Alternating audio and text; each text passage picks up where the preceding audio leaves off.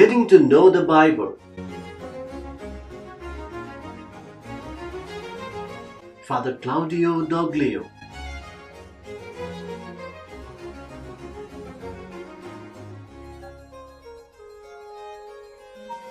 The Gospel according to Mathew.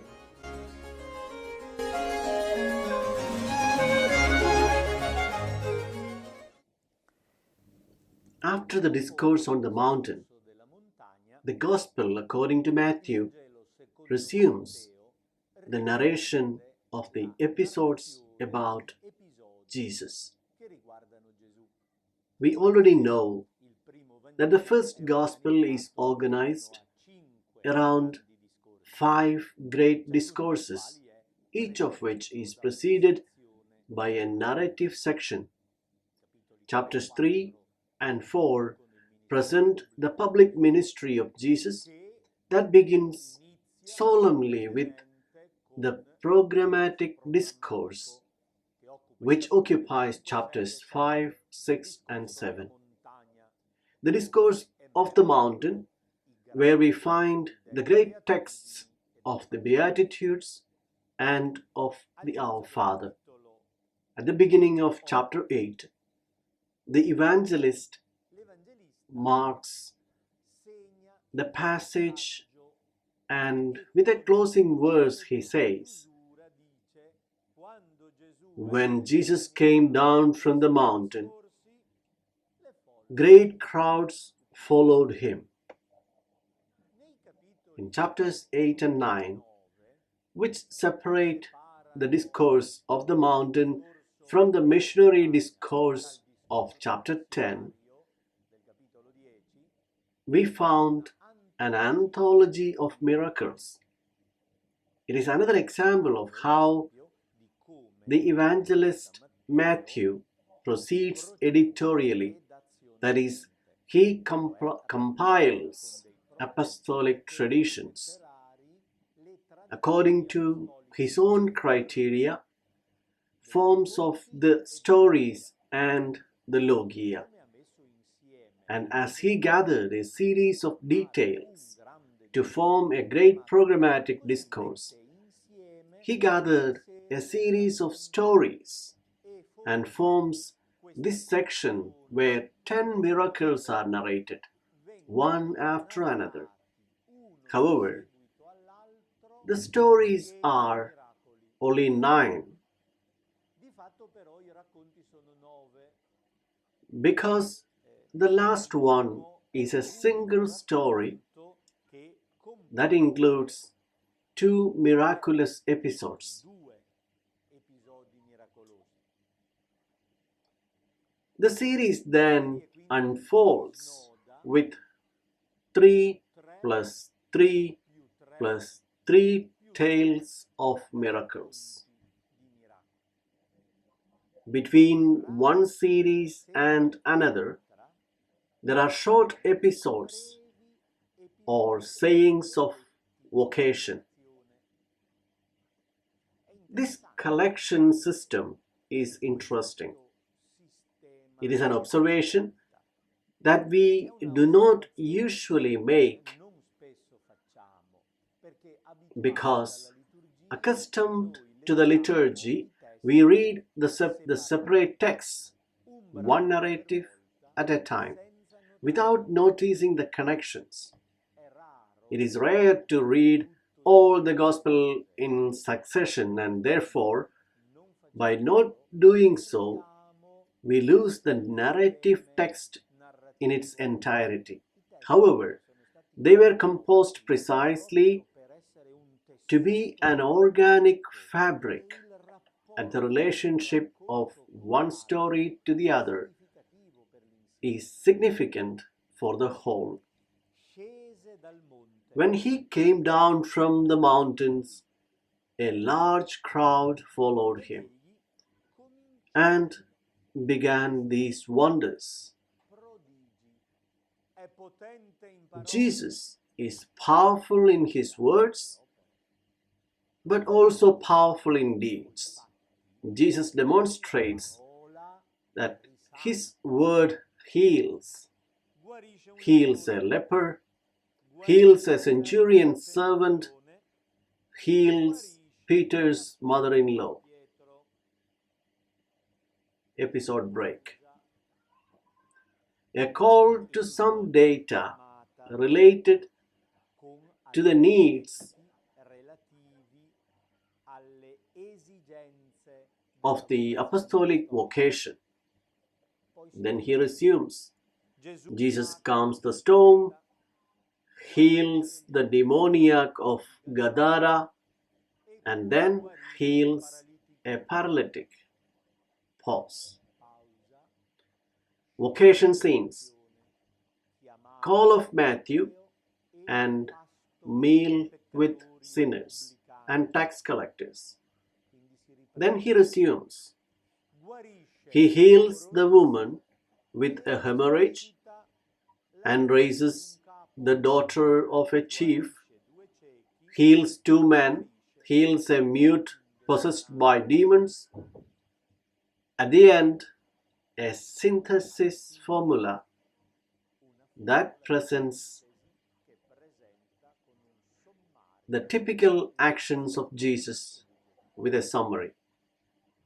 This insistence on the prodigious actions with which Jesus heals humanity affected by various problems is marked with vocational breaks. We can wonder why the editor inserted in the midst of miracles episodes of vocation, including verse 9 of chapter 9, the account of his own vocation. Matthew's Gospel tells of this calling. As Jesus passed on from there, he saw a man named Mathew sitting at the tax office. He said to him, "Follow me." And he got up and followed him. A story reduced to minimal words. There are almost only verbs, no particular adjectives or descriptions, nor adverbs. Jesus sees a man named Mathew. It is the name of the evangelist. It should be an autobiographical story, but instead it is reduced to the bare minimum. He saw a man sitting at the custom post, therefore in a firm position, lying in a sinful condition as a publican.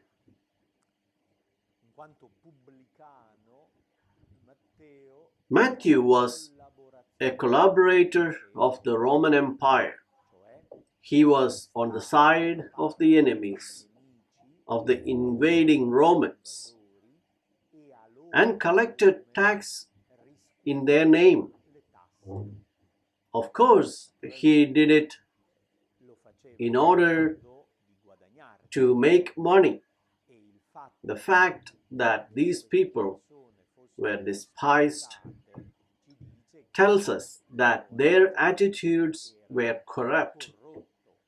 The Romans established a certain amount of taxes for a certain area, and they gave the contract to someone from the place who, knowing his people well, could make them pay. Mathew then had a type of contact with the Roman treasury, and he would have to pay a certain sum each year. Everything extra he raised was his own. Naturally, it was a position protected by the Roman soldiers. But logically, hated by the inhabitants of the country. For the people, those who had compromised esteem and solidarity with the people themselves. They were people who wanted to earn and accepted to make themselves hateful to their fellow citizens, just to make money. Jesus saw a man sitting at the customs post. He says, "Follow me." Just one word. It is not the simple and chronicle portrait of the fact, but it is the theological synthesis. One word is enough to change that man's life. He got up and followed him. He was sitting and hearing the word. He got up and followed him. There is a didascalic intention in this essential choice of words. There is a summary description of a change in life. By meeting Jesus, Matthew's life has changed.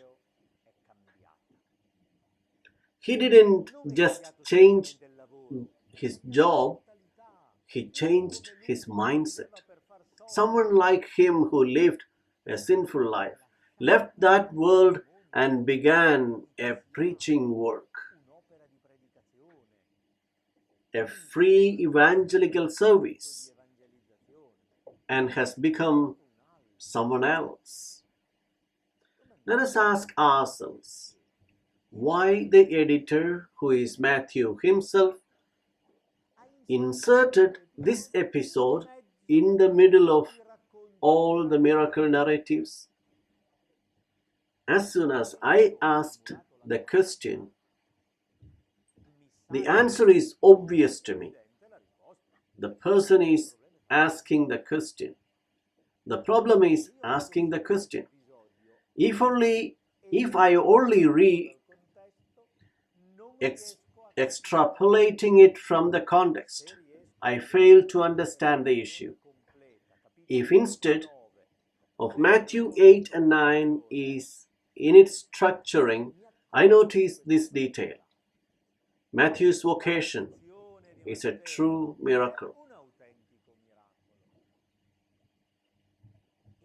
And the narrator, the implicit author of the gospel, says that someone like me has left the customs post, got up and followed Jesus. It's a miracle. That word did a wonder. He has healed a paralytic immediately before, has raised a dead person immediately afterwards, and in the middle, there is a sinner who becomes an evangelist. It's another miracle, maybe even bigger. Humanly, he was paralyzed. In his morals, because of his attitude, he was dead, and that word, "follow me," is a creative word which creates life, makes him get up. Let us not forget that "get up" is the verb used to describe the resurrection. To a Greek ear, the fact that Matthew got up sounds as if he was said to have risen. He has risen to a new life. He has changed to a new life. He has become someone else. To confirm this idea of vocation as a miracle, let us try to compare this verse with another very short miracle story that we find in chapter 8, verses 14 and 15. It is the healing of Peter's mother-in-law. The miraculous episode about a sick person is formulated in exactly the same way. First of all, there is a verb of movement. Jesus moves. He entered Peter's house. It corresponds to chapter 9, to the explanation, getting out of there. The subject is Jesus, who takes the initiative. And it all starts from his vision. Jesus saw Peter's mother-in-law. Jesus saw a man named Mathew. Jesus sees a person and he understands the situation. The person seen by Jesus is found in a dejected state. She is depressed. The woman was in bed with a fever. The man was sitting on the customs table, lying down, sitting, sick, sinner. There is a condition of dejection. Jesus sees humanity in this state. He does not need anyone to tell him. No one explains. No one asks. It is his own initiative. He sees the person in a condition of need and intervenes, shows mercy. He touched her hand. He says, "Follow me." An almost sacramental gesture. The touch of the hand. An almost sacramental word, like an imperative. Follow me. And he gets a result. The fever left her, and she got up and began to serve him. And Mathew got up and followed him. The word, the gesture of Jesus, the intervention of mercy changes the situation. The sick woman gets up. The sinful man stands up. They get up. She begins to serve him. He begins to follow him. They are two synonymous verbs, to serve and to follow. These are the verbs of the discipleship. Serving Jesus means putting life at his service. It means to follow him. That's what Mathew did. He followed Jesus. But he didn't just follow him with his feet going after him. He followed him with his mind and with his heart. He put his life in the hands of Jesus, and the rest of his life was spent talking about Jesus,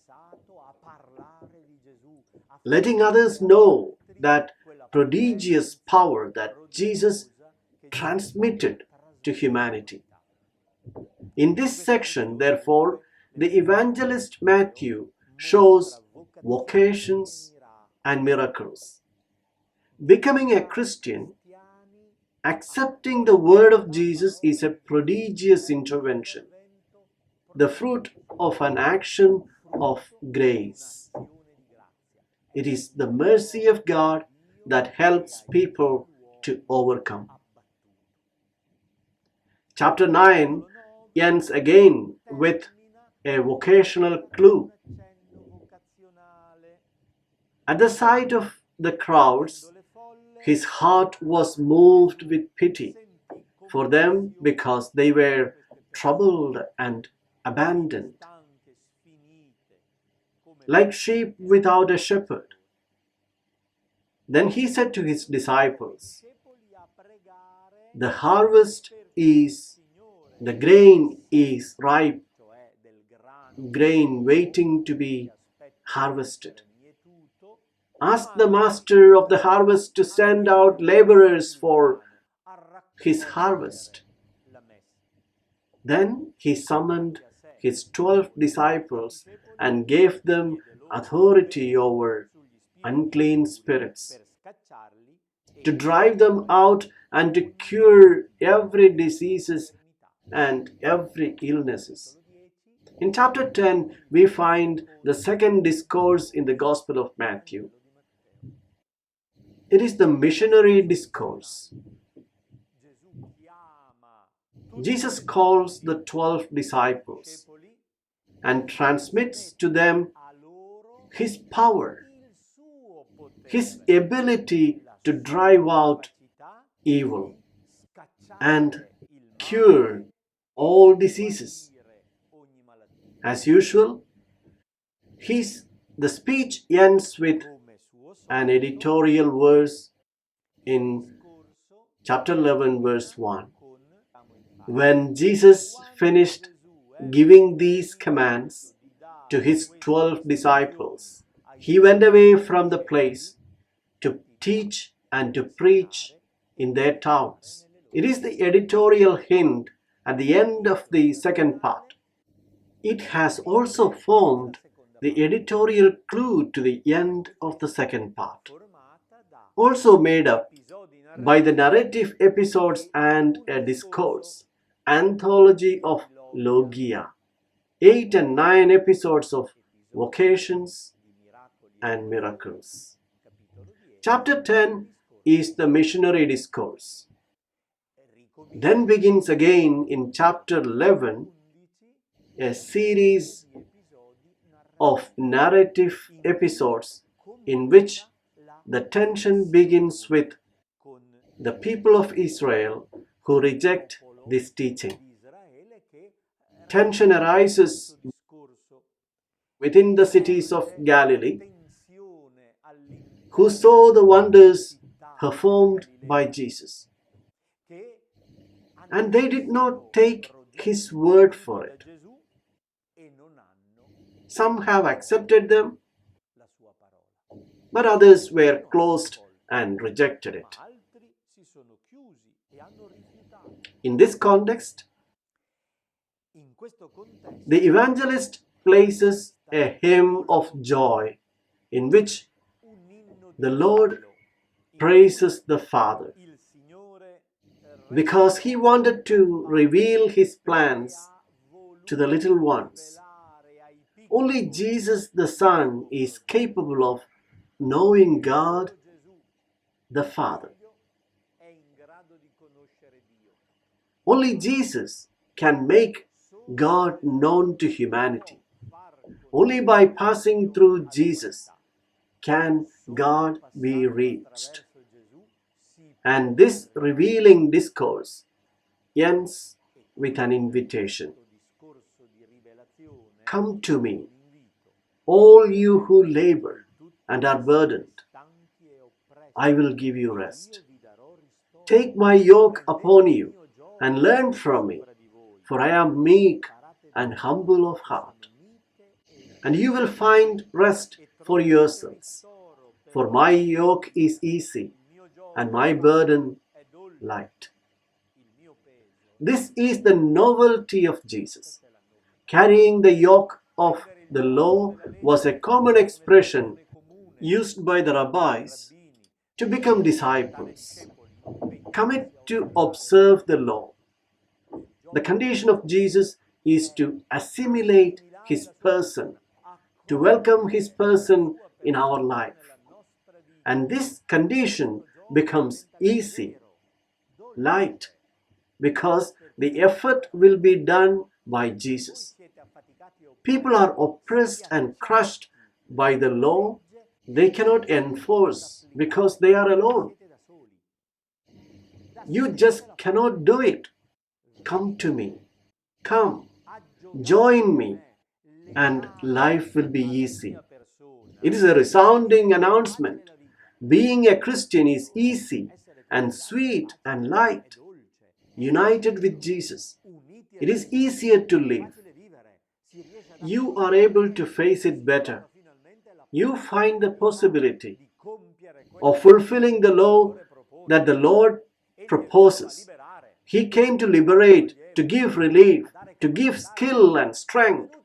He did not come to abolish, but to bring relief and strength. Come to me, and I will restore you. It is a very important discourse that Matthew was also able to make about his experience. I was downtrodden, tired, and fatigued, and taking Jesus' burden, I got up. I followed him. My life became sweet and light.